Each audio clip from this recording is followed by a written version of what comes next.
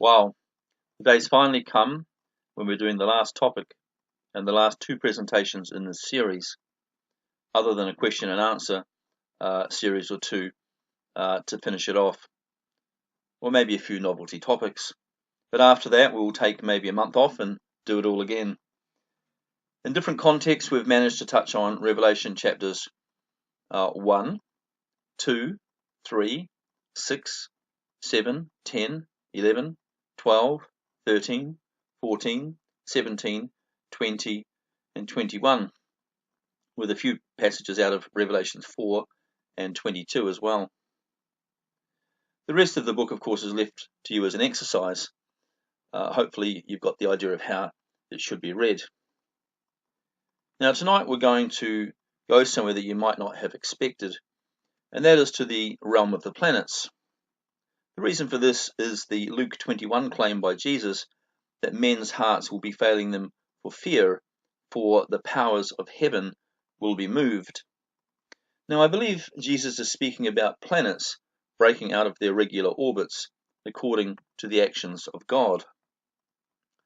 Many believed that something like that might have been going to happen in 2012, or that the sun would become unstable in that year, but everything seemed to be quiet in the cosmos and life went on, or at least that's as much as we know.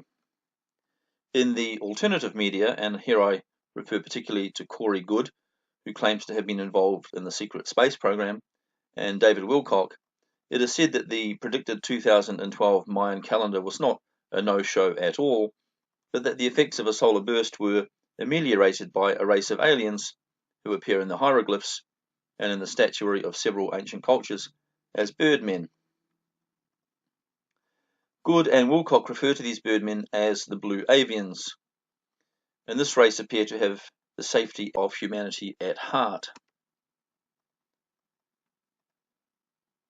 As the 2012 story goes, the Avians are said to have parked a huge array of blue spheres in the space between Sun and Earth to diffuse the energy of the solar blasts that came from the Sun in 2012. Well, it sounds like a fantastic story, but if you like a good read, you can go to www.blueavians.com and search it out. Whatever one makes of this truth, in the book of Revelation, a hot flash from the sun does indeed seem to be one of the plagues identified with the 7 last vials of God's wrath. NASA currently believes the next great solar flash, if it comes at the peak of the next solar cycle, will occur in 2024. Yet it's not always at the peak of solar activity that the biggest flares occur, but often closer to mid-cycle. In that case, the next great flare could be 6 years either side of that, either in 2018 or in 2030. If you are interested in the question of whether there really is a secret space program, you could check out www.bpearthwatch.com, which has hundreds of videos actually, especially ones about space, and they talk about some of the more special satellites in space as well. Now, Operation Space Warden is the name of a program for alien defense in Corey Goode's story, and there's also Project Solar Warden, which works on protecting the Earth from solar flares.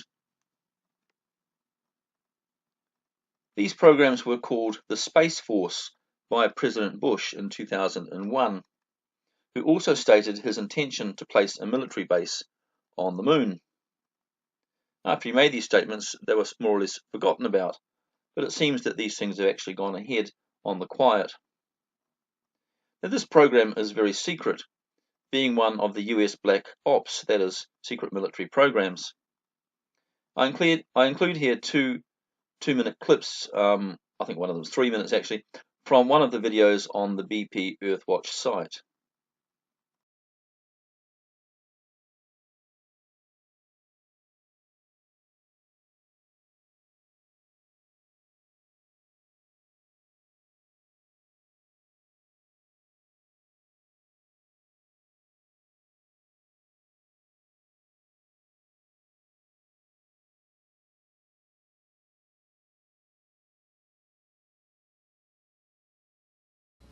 Anyone else want to jump in? Yes. Sergeant Scott? Yeah, in June of 2001, President Bush came on scene on ABC News, and it was carried throughout the networks and in Popular Mechanics magazine. He had with him a general from the Air Force, and he was announcing that the general was going to be the head of a new military force called the Space Force. And they were going to build this force and also put a military base on the moon. Now, nobody questioned him on why, what was the purpose for that. But then September 11th comes around, the terrorist attack comes, this general is posted as the chairman of the Joint Chiefs of Staff, and the Space Force never comes about. The question I have still, why did he want to create a new military force for outer space unless there's a threat? We have one. We have a space. We have a space force. It's in existence, and it's been written about extensively. It's there. Okay. Good. All right. Okay. Some acknowledge it and some don't. But that's your point's well taken, Sergeant. Black Ops? Black Yeah. Ops is real. Well, Yeah, I know. you want me to answer that? No? No, I won't. No. No. Well, Let me go I'm with not through with my Oh, I'm sorry. He jumped in. Right, I'm sorry. You're absolutely right. Continue. It's your time, Congresswoman. I'd like to hear from you.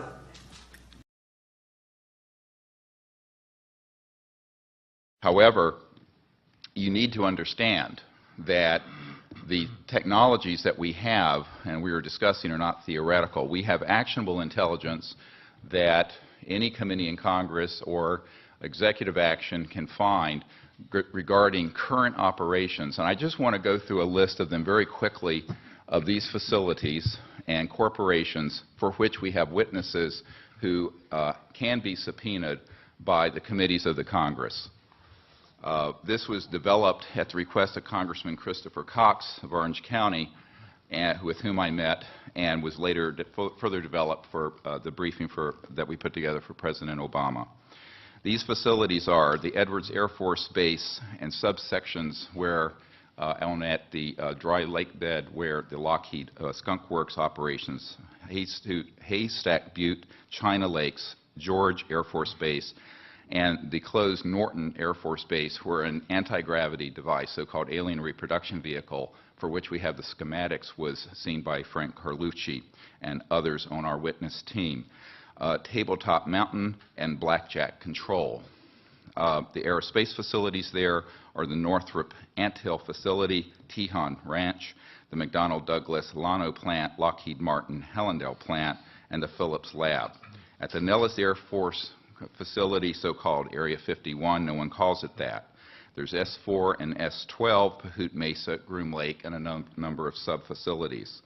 The most important facility is in Utah, near Provo, the Dugway Proving Grounds, all of which is underground, and the airspace above it is classified. There are no roads into this facility.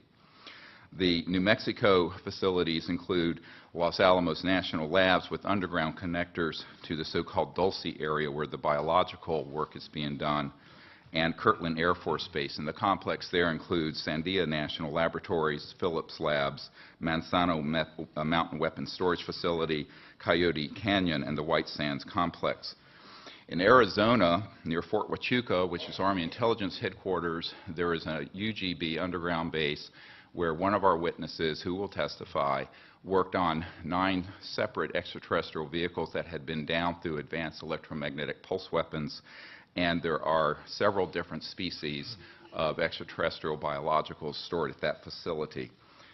The other facilities, and this goes on, include a special compartmented area of Cheyenne Mountain, where we have witnesses in our team who can be subpoenaed, where we have tracked extraterrestrial vehicles in our solar system that were measuring 26 miles in diameter.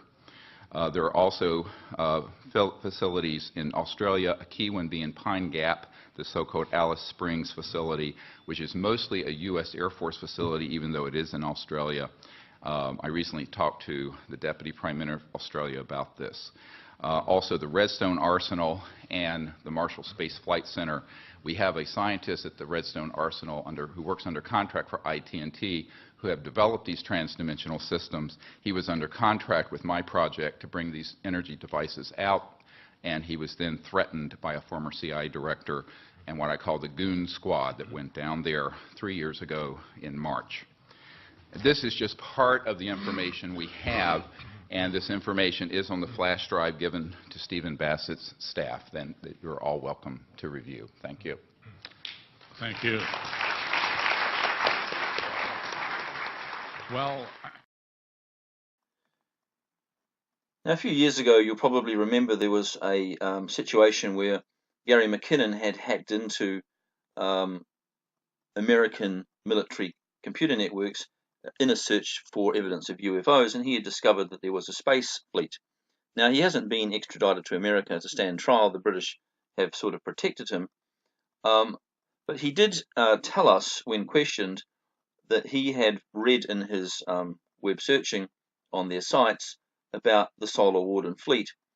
Gary McKinnon described a fleet made up of around 8 cigar-shaped motherships, each having a length measuring beyond 2 football fields end to end, and 43 smaller Scout-class ships. He also talked about fleet-to-fleet transfers in space. This fleet apparently operates under the US Naval Network and Space Operations Command, which is where he found the information. And this was formerly called the Naval Space Command. 300 personnel are keeping the fleet in operation, and more are being hired as the fleet expands. And one can read about it if one wants by going to www.disclose.tv and then under News and codename Solar Warden, etc. Now, just in passing, Edward Snowden and others are releasing many claims that a largely human inner Earth civilization also exists within the Earth, and that a certain fraction of the UFOs we see, especially those emerging from the poles and sea, belong to this inner Earth society, which generally acts in our interests. The craft that secretly fly on interstellar missions are powered by advanced engines. One such engine, a staged fission drive called the NRX-A6, was tested in 1967 at Westinghouse. That's a long time ago now.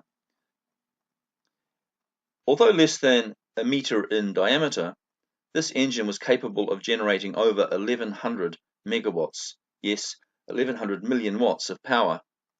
This was the same rate of energy conversion as one would need to power a city like Christchurch. Now, in Greek history, Venus was the god that favoured Greece, and Mars was the god who opposed it. In his poetic account of the Battle of Troy, the author Homer compares the battle on Earth to a cosmic battle between the 2 planets going on in the sky above. It was Immanuel Velikovsky who dared to suggest that maybe these planets had strayed in some way from their orbits and were interacting in space, not far from the Earth. His book, Worlds in Collision, lays out his theory. We know already that the Earth's axis shifted twice, even within human history. And this requires huge forces found only as other planets move close to the Earth. As the events in the book of Revelation tend to summarize events that have already and always taken place before, it seems quite appropriate and possible that the world age and the human story could end in the greatest planetary interaction of them all. Now, the name Mars, given to the red planet by the Greeks, and probably borrowed from the Babylonians, indicates a rebel, an antichrist. Venus is the planet of light, indicating truth and victory.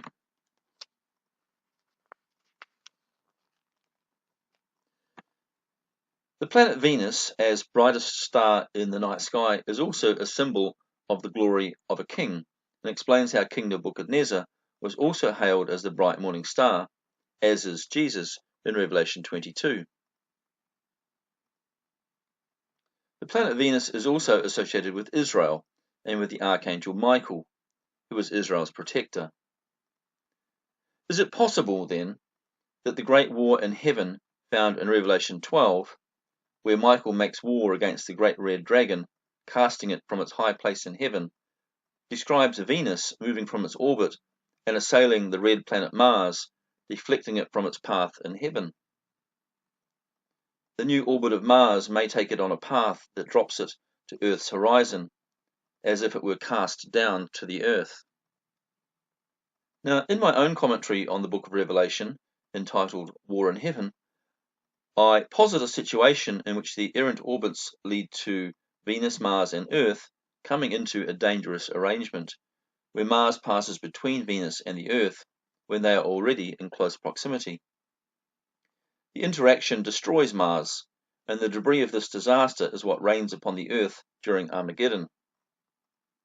While the gravitational energies of all three planets cause the global meltdown also associated with that day. Magnetic interactions will probably also bring about a magnetic pole shift on the Earth.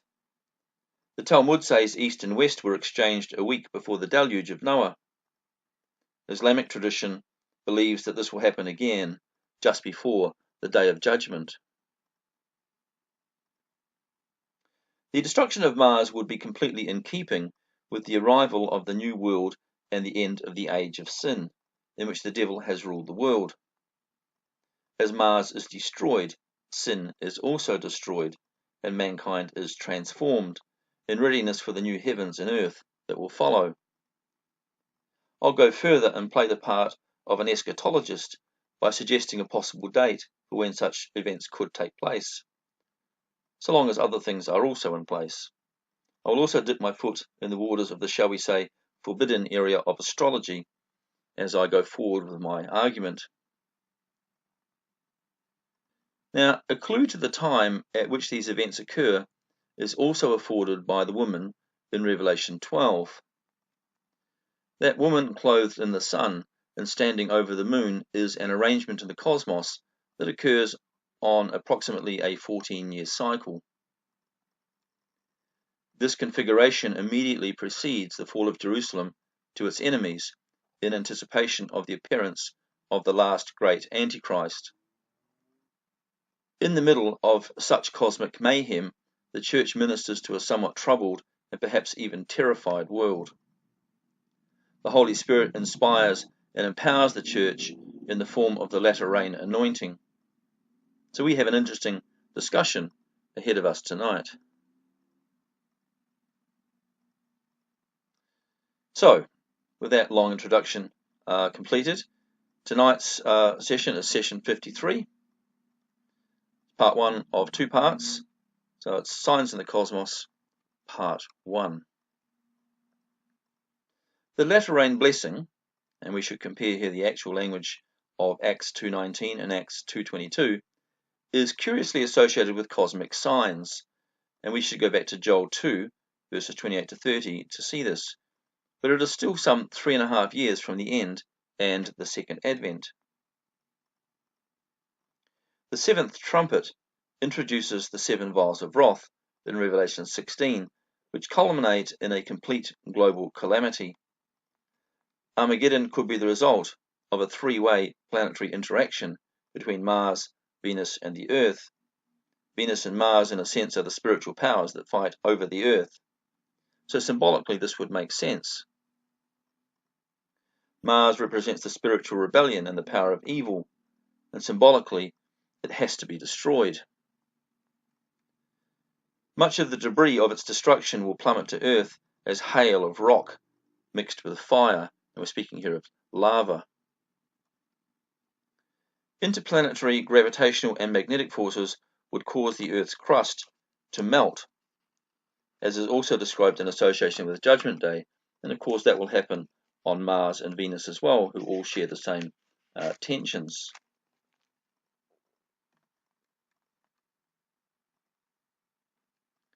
As Mars approaches the Earth, it will trigger global earthquakes, volcanic eruptions, tidal waves, magnetic upsets.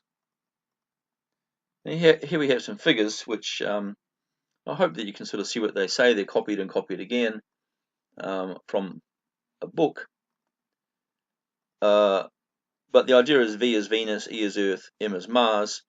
The little arrows inside the circles represent the directions of rotation. The little curves represent their magnetic fields, the arrows showing the direction. So what's shown here in this figure is that the orbit of Venus suddenly goes out of kilter and prescribes a big ellipse that crosses the orbit of the Earth and reaches out almost to the orbit of Mars. This is supposed to represent the Archangel Michael standing up and going out to lay his attack against Mars, or against the dragon, the red dragon. The other thing we'll see, of course, are weather disturbances. Didn't mention that. Now, as it passes close to the Earth, it will also pull the Earth into a little bit more elliptical an orbit, and will come out close to Mars, where it will pull Mars out of its orbit as well, so that all three are now in different kinds of elliptical motion. And at some point, these three ellipses lead to the three planets coming together in a very dangerous and devastating combination. And the diagrams at the right sort of show Venus on the left and Earth on the right, with Mars in the middle. And the second to last one, before the big explosion, shows the Earth on the right flipping over on its axis. And at that point, Mars, caught between the two, you can see it distorting in the third diagram, detonates, and its debris pours down on both Venus and the Earth. This, I believe, could be a scenario for what happens at the Battle of Armageddon. So we have all the things that happen up to that point, and the last of the seven vials is in fact this rock and fire that pours down from heaven, destroying life on Earth. Now, until the 1600s, there was a kind of Christian astrology that was used and talked about, but its predictions have never really entered into theological discussion. Indeed, under the Inquisition, it was a very bad idea to dabble in astrology, as any sign of witchcraft was likely to result in execution. Curious then that today we find that in the Vatican, so many of its cardinals, even its astrologers, are very, very heavily into astrology. Difficult then for the good French Catholic Dr. Nostradamus, who everybody sort of knows about, who was an astrologer in his spare time, and he wrote his prophecies with many astrological references intertwined. It wasn't his only discipline, but he did try to run different disciplines together. His own rewriting of his prophecies, which he did to delete much of the astrology and to otherwise make his books of prophecy look more like works of poetry, was testament to the risk of getting caught in those days. And Nostradamus was famous enough in his time to have perhaps gained more grace than the average citizen, but nevertheless he considered himself to be much at risk. It's a shame that he did mix up his prophecies a bit, and he thought his son would be able to figure them out, but there's no evidence that his son ever did. But we know from books of the time that there were Jewish and Christian understandings of the Mazzaroth, Mazzaroth being the Jewish name for the zodiac. And these were tied in closely with prophetic interpretations of the Bible and the prophetic timetable for the future. And this is why, in part, the positions of planets and stars and such things as eclipses and blood moons were checked periodically to see if they indicated some major sign for the spiritual timetable. And of course, the Jews were observing the sky on at least a monthly basis anyway, because they had to determine the beginnings of the months and the phases of the moon for the dates of their festivals. Now, 2017 was a little bit notable in one respect then, as it hosted a total solar eclipse visible right across the United States late in August, which has not been seen for a century, and before that for 400 years. The rabbinic Jews believe a solar eclipse is a sign to all nations, while a lunar eclipse is assigned to Israel. If this sign is over America, it means that the sign to America is also going to affect the whole world, and one wonders whether a global financial collapse or World War III are indicated. Seeing what Trump is doing, though, it may well be a sign that Trump's influence is going to spread over the whole world. Anyway, during the last eclipse of this magnitude in the United States, the Spanish flu broke out. Balloons containing apparently harmless bacteria were launched into space by NASA during this most recent August eclipse for obscure reasons. They did have their reasons. They wanted to measure the mutation rate when bacteria were exposed to cosmic rays, but we have to hope that they didn't launch anything more sinister in their canisters that went into space. Now, many believe that September will see an onslaught of occult attacks on the United States, as already prefigured by the repetitive appearance of the digits 923, as in 23rd of September, in films and magazines, as a subliminal announcement of this date being set aside for an attack. This will depend on Christian prayer warriors, as prayers were no doubt involved in protecting Trump from a planned assassination attempt at his inauguration, and as many as 6 or 7 times afterwards. The evacuation of citizens from cities in the face of hurricanes in early September 2017 also gave forces loyal to the outgoing government the chance to plant small nuclear devices, possibly based on plutonium-239, and there again we have those digits 9, 2, and 3, in strategic places in those cities. And a false flag terrorist attack is certainly something else that could set back Trump's program of draining the swamp of its pedophiles and Satanists. So that, I suppose, is my apology for still messing with it in the year 2018, that is astrology, and for dabbling in the stars a little tonight.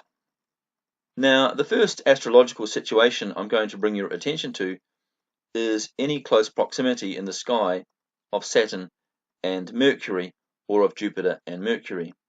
So whether it's one of the gas giants with Mercury, basically. And this is considered to be a punishing or testing configuration, and would go well to indicate something like a period of foreign domination in Israel, or something like the Great Tribulation. The next question is, where do they meet in the sky? Which constellation would such a configuration occur in? For instance, the 2 constellations that speak of Israel as a religious system are Taurus and Aries. We're speaking here of the bull and the ram, which are animals of sacrifice. The bull and the ram were both sacrificial animals, and when the conjunction of Mercury and one of the great gas giants occurs, for instance in Aries, it indicates a time of persecution of Israel and pressure on the temple and its sacrifices. Although the church might be thought more properly to be indicated under the fish Pisces, this being an early acrostic for a Christian, the configuration in Aries or Taurus actually also indicates persecution of Christians, who are in some way subsumed with the Jews. Now, on the other side of the wheel of the zodiac are the woman, that's Virgo, and the lion, Leo. Now, Virgo is Israel, the innocent bride of Christ. But Mars, by contrast, is the guilty spirit of Antichrist and the enemy of Israel. His home constellation is Orion, which is another name for Nimrod. But if Mars happens to be in Virgo, while Mercury and Saturn are in Aries, we are probably expecting a time of suffering in Israel under the heavy hand of an enemy. So, Saturn or Jupiter with Mercury located in either or both Taurus or Aries. This combination representing a period of persecution for Israel and or the church. Mars simultaneously located in Virgo. This means Israel is under the influence of an Antichrist.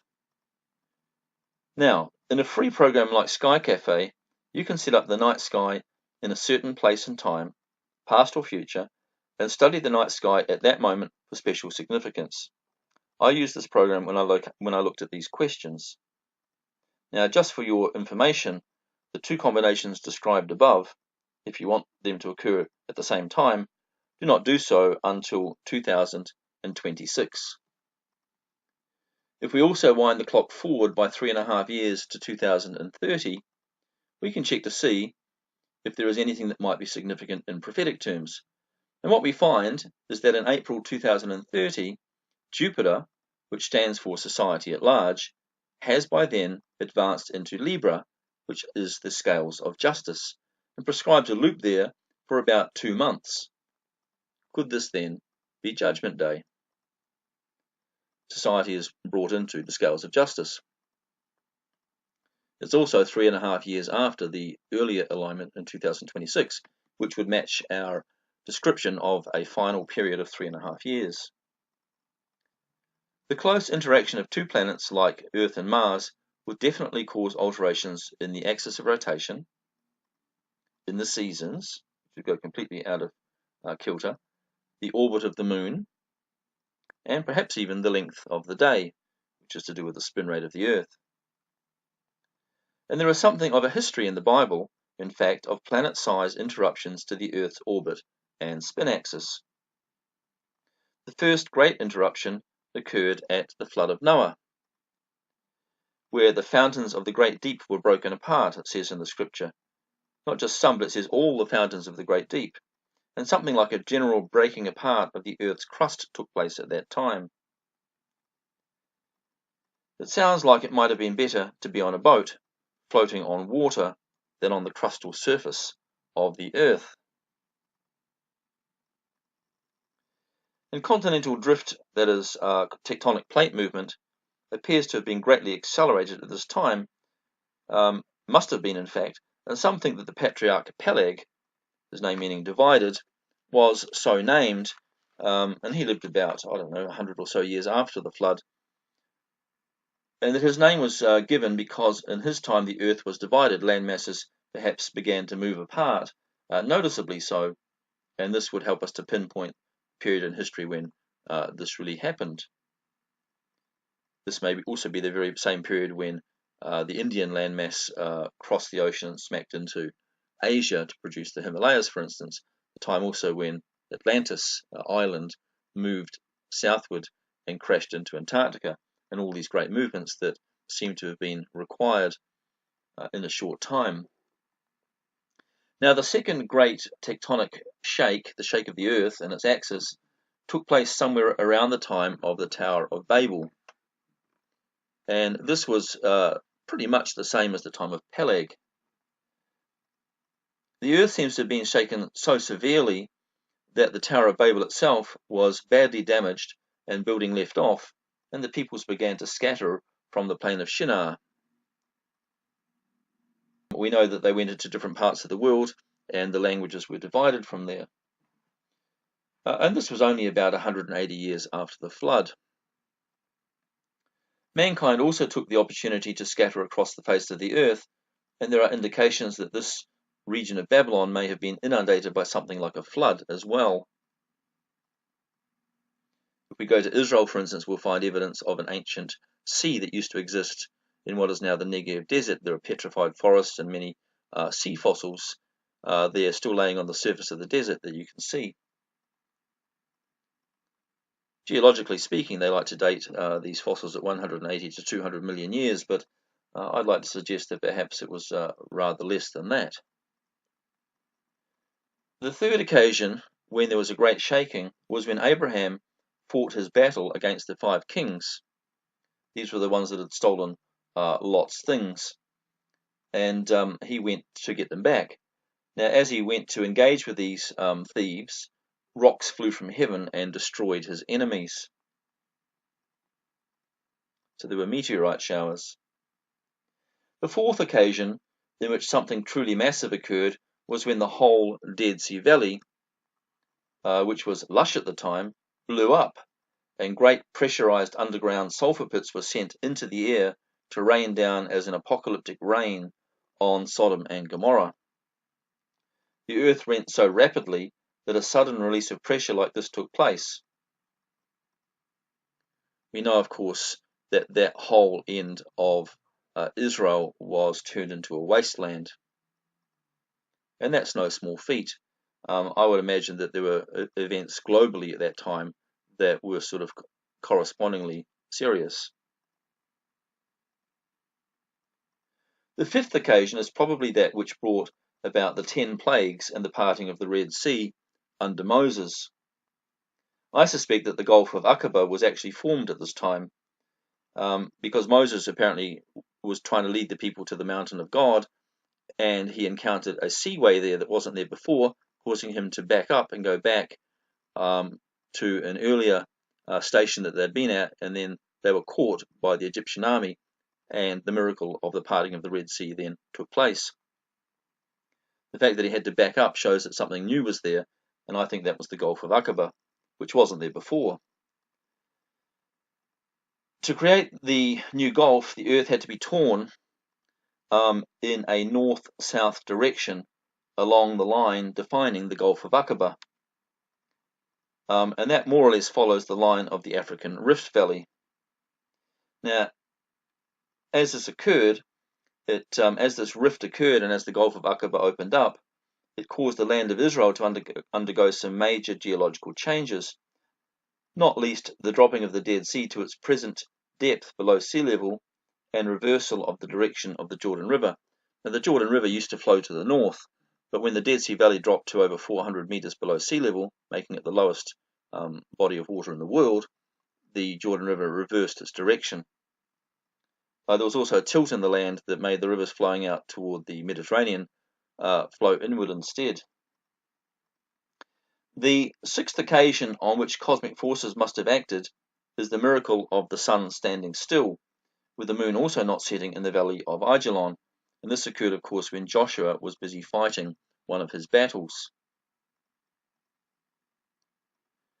The only way it seems to me that both sun and moon can fail to set, and yet the moon must have continued to move, of course, and the earth must have continued to spin, is for the axis of the earth to have rolled around in a circle, and this needed something like a large planet to be passing by.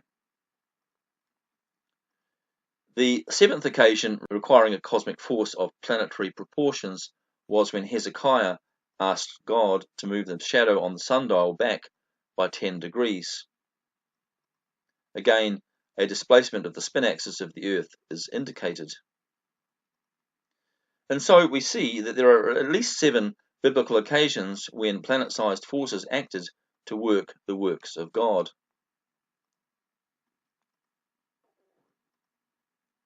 It's no wonder then that when Jesus says the powers of heaven will be moved, he's speaking very much from a tradition of biblical events.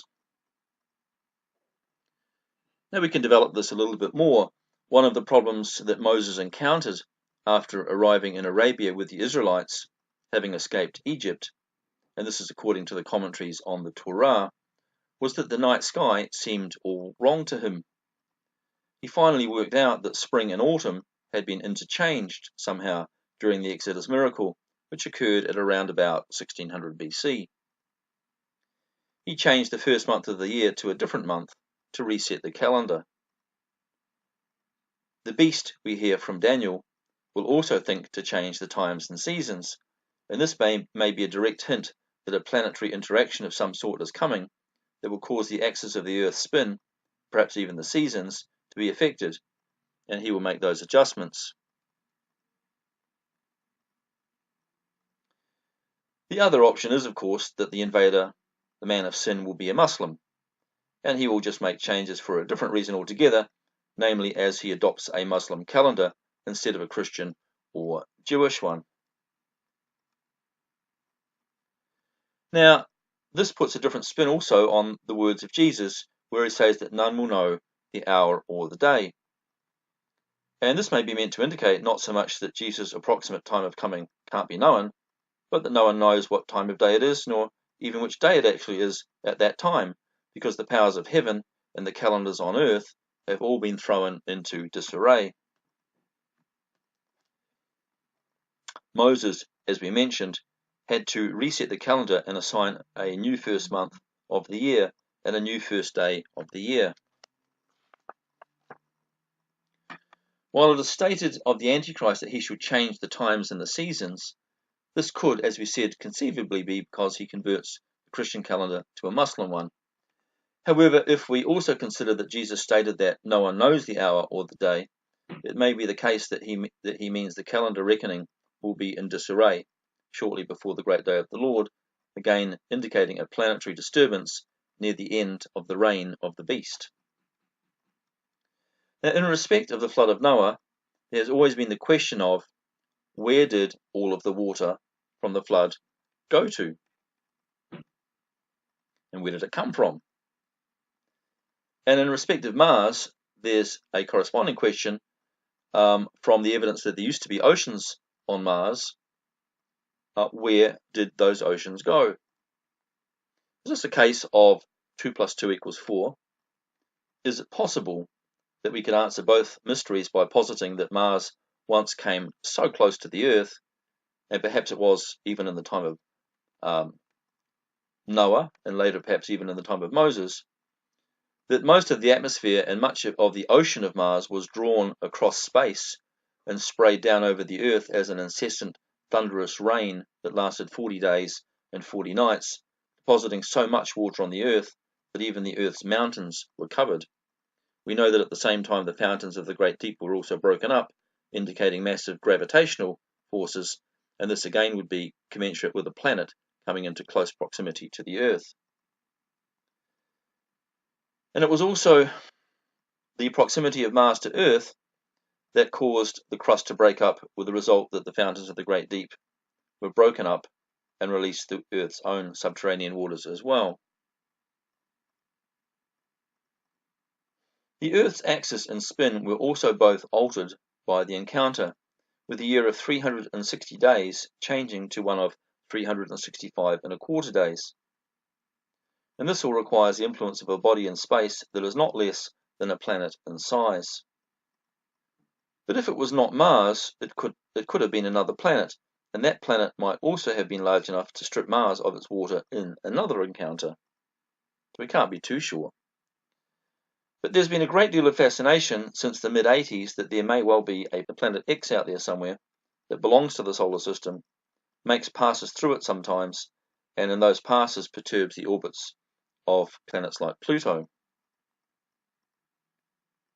There were scares in 2003 and 2012, which both centered around claims that such a planet was virtually upon us. But probably this was just scaremongering from CIA disinformationalists who like to keep people scared so that they rely on the government and will endorse spending for space, which is another thing they want to use their money for, well, let's say our money for. Now, these claims have been resurfacing also in 2017, but possibly now with evidence that is more concrete.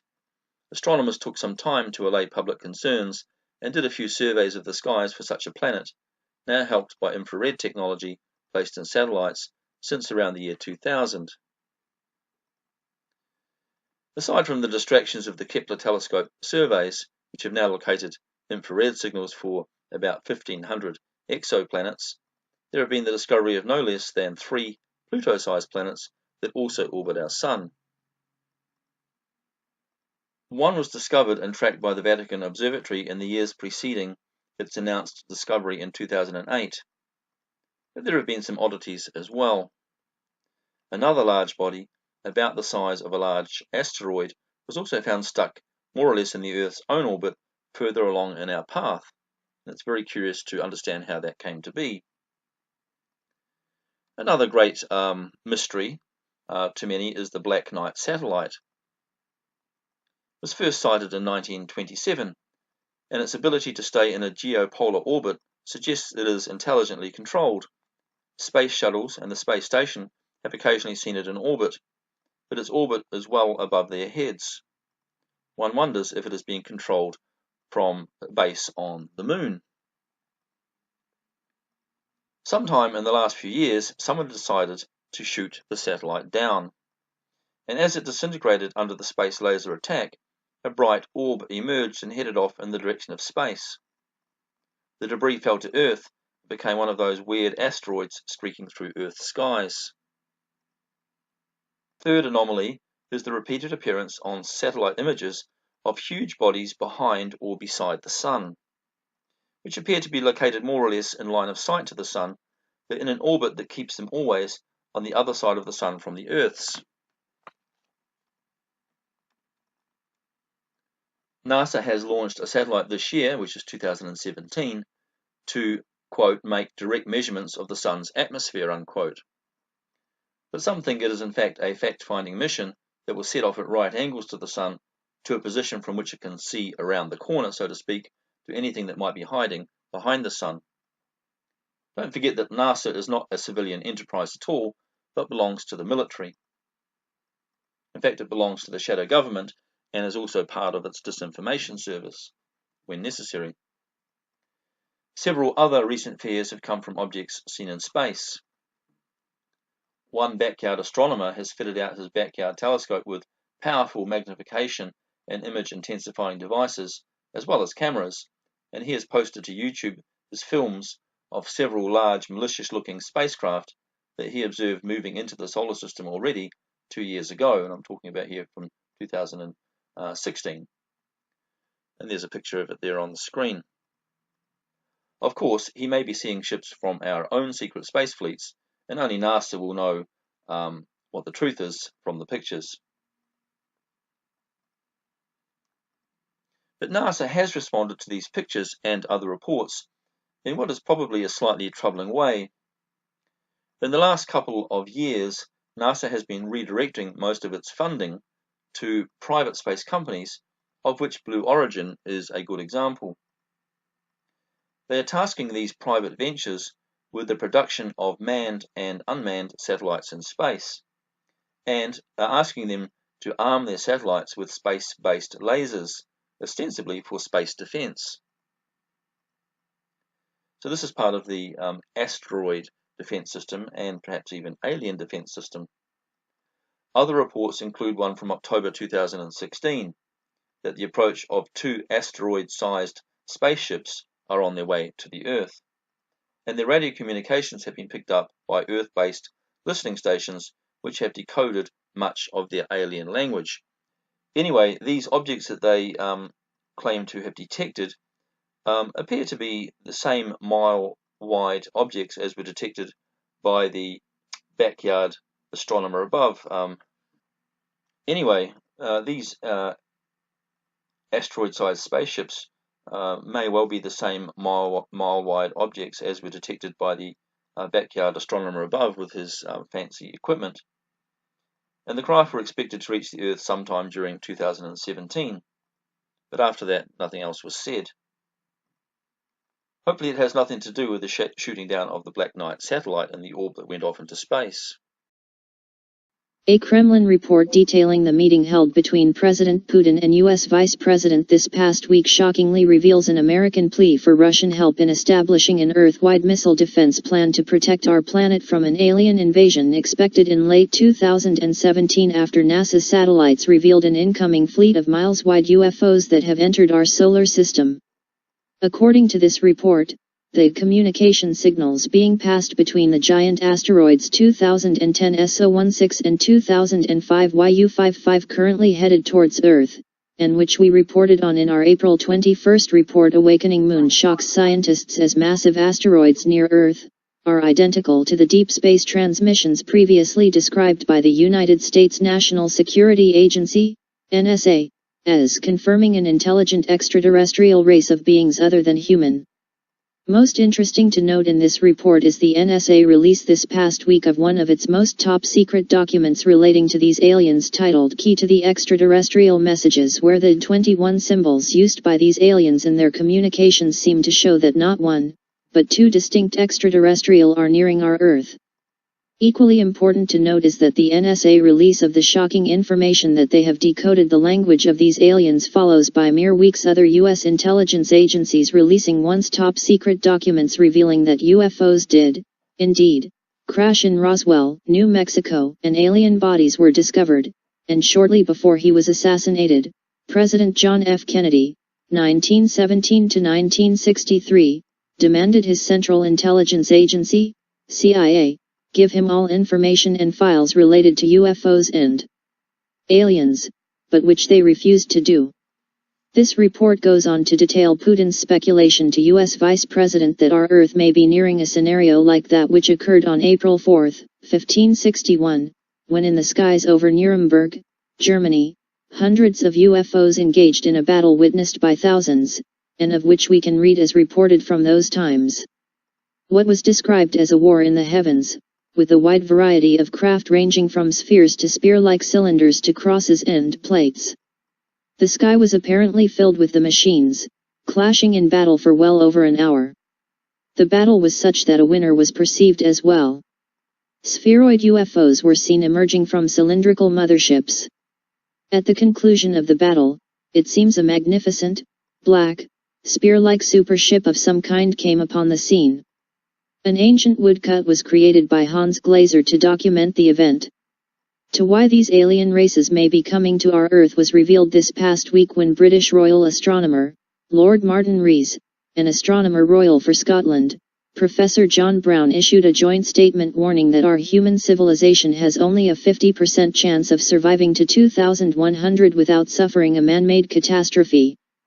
This report further states that Biden told Putin that the U.S. has stripped nearly all funding to their NASA space agency and has redirected billions of dollars to private spaceplane builders, such as the highly secretive Blue Origin rocket builder company, for the building of a massive US fleet of laser-firing manned and unmanned vehicles to patrol the outer spaces of our Earth's atmosphere, but whose work will remain unknown to the American public because private companies, even if government-funded, are not bound under the Freedom of Information Act, FOIA, law. Note, this past week the U.S. Navy announced their first successful test of laser weapon. Important to note about these shocking events are that they were possibly pre-warned about during the early 1980s, when during the administration of then-President Ronald Reagan, 1911 to 2004, the Washington Post newspaper carried a story on their December 30, 1983, front page titled "Possibly as Large as Jupiter, Mystery Heavenly Body Discovered," and which, in part, said, "A heavenly body possibly as large as the giant planet Jupiter and possibly so close to Earth that it would be part of this solar system has been found in the direction of the constellation Orion by an orbiting telescope aboard the U.S. infrared astronomical satellite." Soviet-Russian reports on this U.S. discovery were even more shocking after their revealing that during a visit with General Secretary Gorbachev during the 1985 Geneva summit, Reagan said to the Soviet leader, "I occasionally think how quickly our differences worldwide would vanish if we were facing an alien threat from outside this world. And yet, I ask, is not an alien force already among us?" In his last speech before the United Nations, in 1987, Reagan further stated how quickly our differences would end if we were facing an alien threat, echoing the warning given 23 years earlier by the great American World War II Commander General Douglas MacArthur, 1880 to 1964, who in a 1955 speech at West Point warned, "The nations of the world will have to unite, for the next war will be an interplanetary war.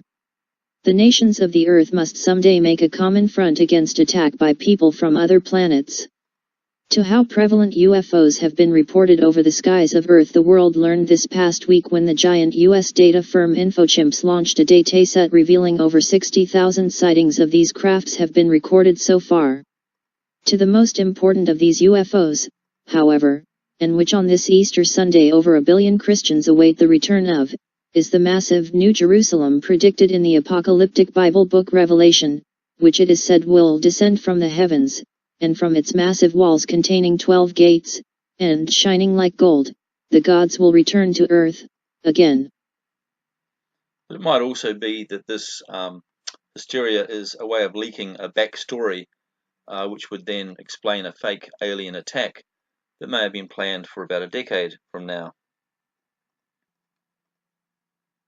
So these objects, as I said, were the same mile-wide objects that was photographed by that background astronomer, which were expected to reach the Earth around 2017. Hopefully it's got nothing to do with the shooting down of the Black Knight satellite, as if it produced a rallying call for backup. If indeed the control of the Black Knight satellite was from the moon, then it's probably an unrelated event. However, all of this fear about space fleets coming to attack the Earth certainly provides a very effective backstory for a fake alien attack that may have been planned for about a decade from now, sometime in the mid-2020s, but which, according to Stephen Greer, has already actually been ready to go since about 2015.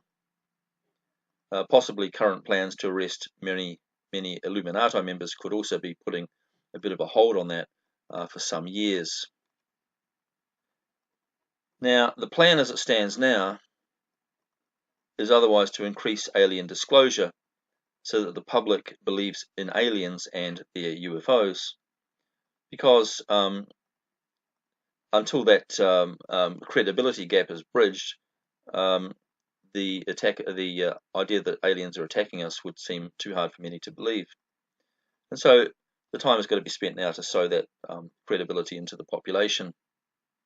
And then some alien species can decide to suddenly turn up and try its hand against the Earth defences. Now, as far as disclosure goes, a site like InfoChimps, which was mentioned in that video clip, can furnish you with a government record of over 60,000 registered UFO sightings to date. And I can say that my family and I have ourselves personally witnessed a UFO in the sky, my wife twice. And so I'm perfectly a believer that they exist. Not up close, but definitely a bright red light, and the way it moved and everything else about it was definitely nothing like any other craft that we have around. And I'm just one of thousands, I think, that have seen these things. Now, every week there are new UFO sightings around the world, and of course I include myself, but I suppose that there's probably a couple of thousand a year nowadays.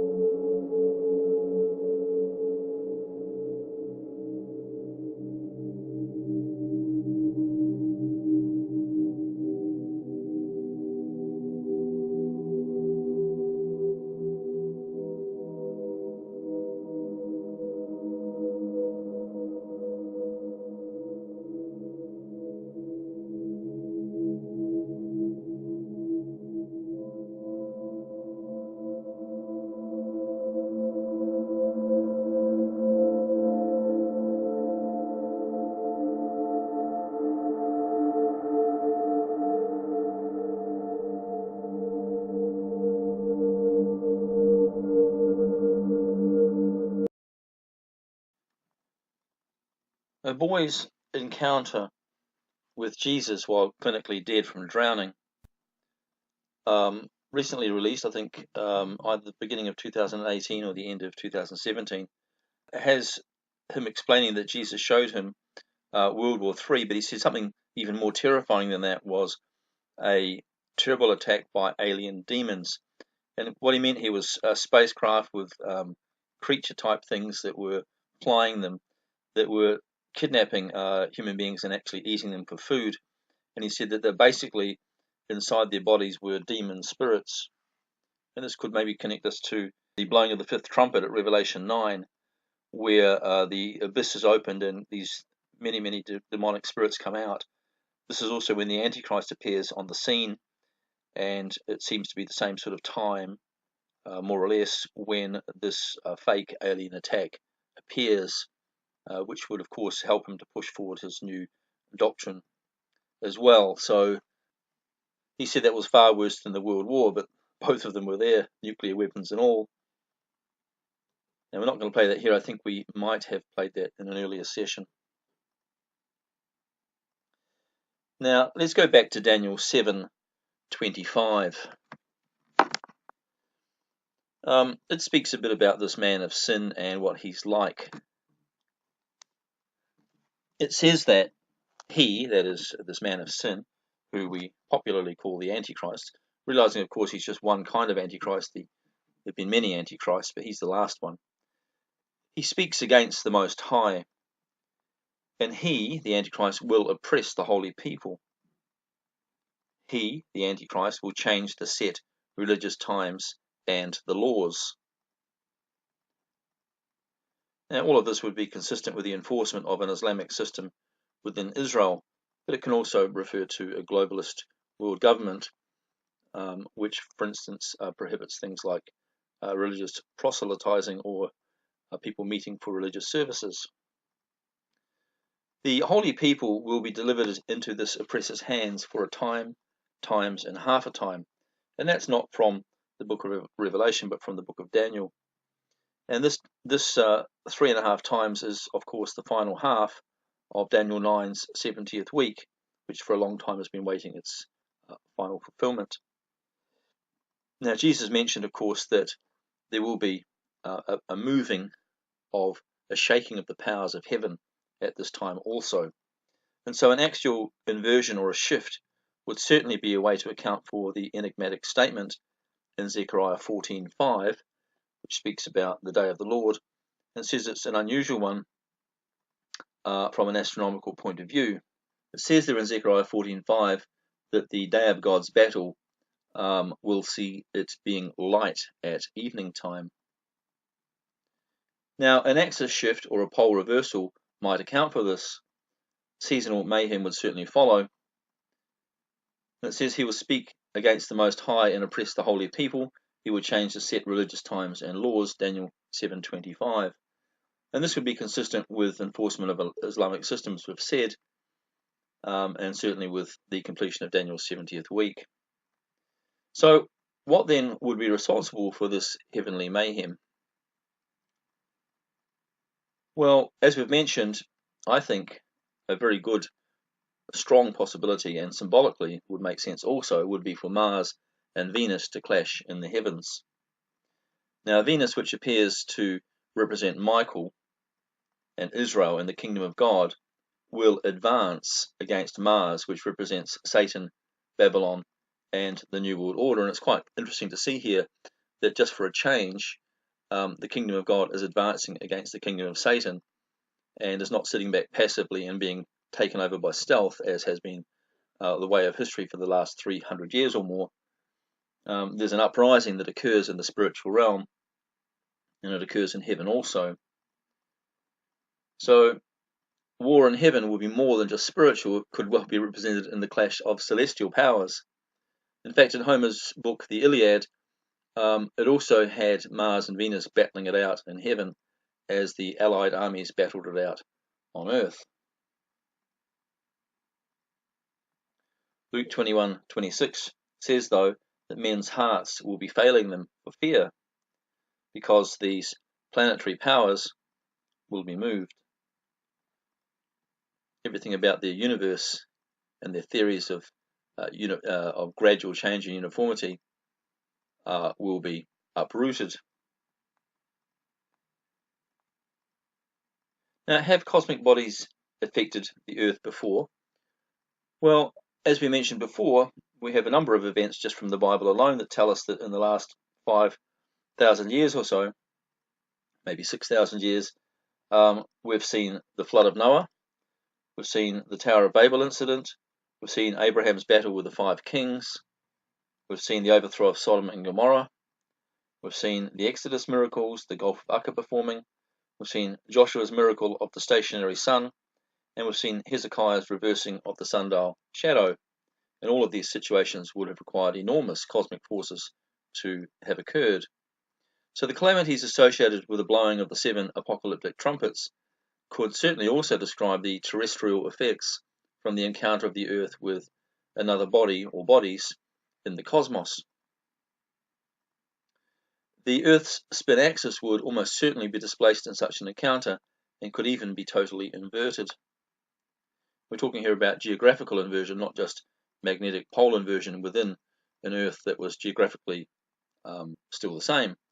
So you have a movement in the magnetic fields and also an inversion in the geographical axis. This is going to create a mess. Now, could the global disaster be global warming? What really is the heart of global warming anyway? Perhaps you'll repeat the school curriculum fact that global warming is a man-made phenomenon because we pollute the Earth with CO2 and other gases that have greenhouse properties. However, modern-day global warming is largely due, in fact, to a magnetic ribbon in space, discovered recently by the IBEX satellite, and apparently identical to the photon belt reported in earlier years. This photon belt is causing all planets in the solar system to warm up slightly. So to that degree, the fact that the claims that man is destroying the Earth through global warming is not really true. There is some effect of man's presence, obviously, but nothing like what's being claimed. The alarmist language is simply to bring about more government control and just further advancement of the plan to take over the planet for a new world order. Now, the photon belt is causing all planets in the solar system to warm up slightly. Saturn, for instance, has already had an 18-degree temperature rise in a quarter century. The effect weakens as one travels towards the sun, in fact. It does account on that sort of scale for about a 2-degree rise on the Earth at this time. If we didn't have this 2 degrees rise in temperature, the Earth would actually otherwise be cooling down slightly. We're actually heading into, well, not a mini ice age, but we're sort of heading more in that direction than the other. The rise in average temperatures over the past decade actually has little to do with the CO2 increase that's been seen, because the CO2 would only really have added about 0.5 degrees to the average temperatures. Now, this magnetic area in space has also been called the Golden Nebula and the Radiant Nebula. It's a magnetic bow in space, first detected in 1961, in fact, and it's in the direction of the Pleiades. The solar system is also moving in this general direction, so we're actually moving into that magnetized region. Some believe that the Sun is in fact circling the star Alcyon, the 8th star in the Pleiades group. That means it will be passing in and out of this magnetic strip on a regular basis throughout geological history. Alcyon remains continually in this photon belt. Movement into the photon belt will probably result in more radical weather on the Earth and in a variety of Earth changes, such as melting polar ice. The solar system, it is believed, will spend about 2,000 years inside this belt and 11,000 years outside it, in what is roughly a 13,000-year cycle. The magnetic pole inversion cycle also appears to be about 13,000 years in length. Now, if they are causally related and coincide, as it seems pretty strongly that they probably are, another magnetic pole inversion seems imminent, as there seems to be a history in the Earth's rocks that tell of these magnetic inversions every 13,000 years or so. And the last inversion was about 13,000 years ago as well, so we were probably due for another such inversion in short order. That could, of course, mean plus or minus a few hundred years, but we're in that period of time when that would happen. And when that happens, a short ice age, in fact, may well follow the inversion. I'm going to finish up tonight with a video about NASA and the IBEX satellite.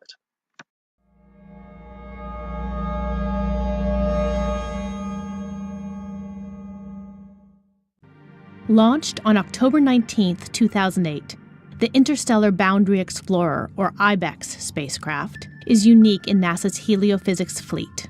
IBEX looks at the very edge of the sun's reach, starting at about 8 billion miles away.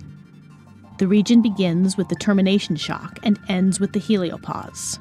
Between those two is the heliosheath, a teardrop-shaped region sculpted by the pressure of the interstellar medium. IBEX is also different because it makes its images from particles instead of light.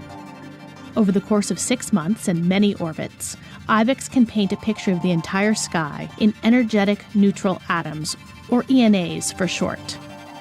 During its first 5 years, IBEX has made some astounding discoveries.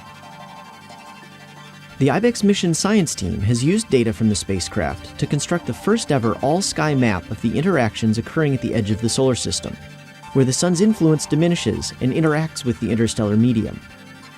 The most startling finding as a result of this map is a bright ribbon of energetic neutral atoms emanating toward the sun from the edge of the solar system. New data from NASA's Interstellar Boundary Explorer reveal that conditions at the edge of our solar system may be much more dynamic than previously thought. This second set of all-sky maps show the evolution of the interstellar boundary region. The mysterious ribbon feature at the nose of the heliosphere has changed shape, and a knot-like feature has formed. This variation over time is forcing scientists to try to understand how the heliosphere can be changing so rapidly.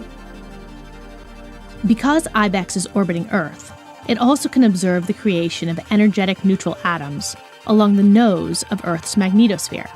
ENAs are created there as solar wind protons take electrons from hydrogen atoms in the outermost vestiges of our atmosphere, known as the exosphere. IBEX has also scanned another nearby world with surprising results.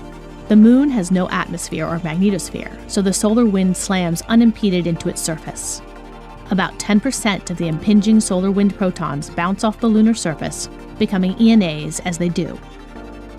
IBEX has now made the first direct measurements of hydrogen, oxygen, and neon from outside the solar system. The measurement of these atoms has enabled scientists to get a better grasp on the environment around our solar system. The speed of the galactic wind registered around 52,000 miles per hour. Heavy interstellar atoms show a difference from the solar system and galaxy as a whole. This puzzle may mean that the sun has moved out of the region where it formed, or that some of the oxygen has been captured by dust in interstellar space. New measurements by IBEX have suggested that there is no bow shock to the heliosphere. The previous understanding of the boundary of the heliosphere was that outside the influence of the sun, a shock wave was formed by the entire heliosphere pushing through the interstellar material around it.